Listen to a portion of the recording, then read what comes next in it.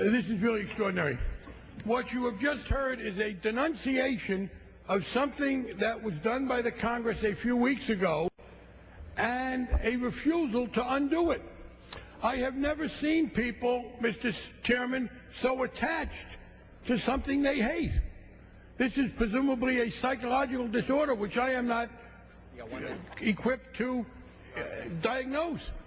The objection of the gentleman from Texas was that when this recovery bill was passed, and it was passed too quickly, we set a deadline, it included a provision that shouldn't have been in there. This bill takes it out. It takes it out in a way that makes sure it will have had no effect, because it dealt with something in the past, and it is undone by this. And speaking about being undone, my Republican colleagues are being undone by the loss of their whipping boy. Mr. Chairman, would you yield? Would you yield? I will yield. Mr. Chairman, truly all I ask is transparency. All we ask is time for the taxpayers and the people of America to read the bill. I will take back my time. I will take back my time. The bill under consideration is 5.5 pages. I believe even the gentleman from Texas could have read it by now. And if the gentleman from Texas has not been able to read this 5.5-page bill, I'll talk long. Even if he reads slow, he'll get it done. The point is that this bill undoes what he is complaining about. Note the refusal to address the subject. The complaint was that the bill adopted in the amendment in the recovery package said that bonuses in the past given by AIG or anybody else wouldn't be covered by the restrictions in that bill. This undoes it. This takes it away. My colleagues on the other side, it's kind of like kids who have had a toy bear or a blanket, and this security blanket means a lot to them. Their security blanket is being able to complain about something that happened before the break. This bill undoes what happened before the break and makes it a nullity. They, at some point, Mr. Chairman, have to outgrow the security blanket. Of course, here's their real problem. They do not want to vote for a bill that restricts excessive pay and unreasonable bonuses. The gentleman Texas has now had a chance to read the bill and has a question for me about this bill. I'll yield. Would you yield? Yes. Mr. Chairman, truly, in all sincerity, I would ask only if you, as chairman, would promise us that you would lay these bills out for 72 hours before the vote for the American people to read the bill. My objection is to the 1,100-page, $800 billion stimulus, which was laid out for 12 hours, not giving us... But I'll take back my time to say that this is the bill that came out of the Financial Services Committee. And no, it was not out for 72 hours. It was out for much more than 72 hours. We, in fact, marked up the bill in an open markup with amendments last Wednesday.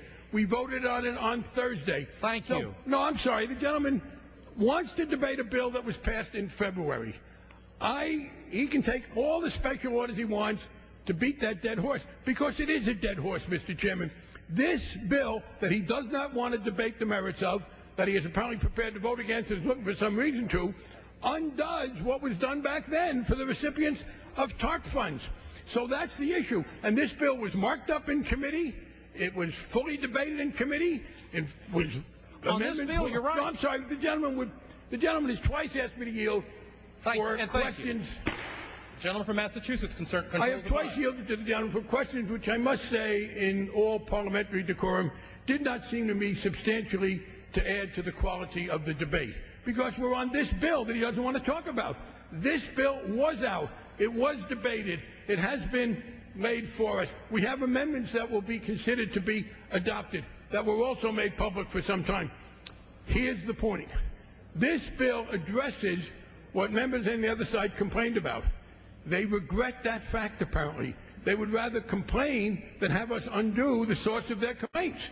And so that's why they are dealing so unhappily with this legislation. Now, let me get back to the merits of this bill. It says that if you have received capital contributions under the TARP, like AIG, by the way, was originally, of course, given money under the Bush administration by the Bush-appointed head of the Federal Reserve with the approval of the Bush-appointed Secretary of the Treasury. It later got TARP funds. We then in the Senate saw, from the senator from Connecticut, restrictions. He deserves credit for adding restrictions when no one else had pushed for them. He didn't get all the restrictions that he should have gotten because of other people objecting. There was a restriction there was a requirement that the restrictions not be retroactive. Members complained about that. This bill fixes it. Let me emphasize again, this bill undoes the exemption of retroactive bonuses from the Dodd language. I don't understand why people are opposed. No, let me expand to the gentleman from Texas. I yielded to him twice. I'm not going to continue to let the gentleman from Texas evade the issue by not debating this bill. He has his own time, and he can. Mr. Chairman, I ask you to instruct the gentleman. He can get. The gentleman from Massachusetts controls the time. He can get time for the gentleman from Georgia. I'm not going to waste the limited time we have to explain this bill with this kind of continued lament for the passage of a complaint. What the bill says is, and I want to stress, it's only for people who get capital funds under the TARP. This does not interfere with small business lending. It does not interfere with people participating in the impaired asset program. And I can guarantee that it will not be so extended. It says that if you get a capital contribution under the TARP bill, as long as you have that contribution, you cannot make payments that are excessive and unreasonable. You can give bonuses if they are performance-based.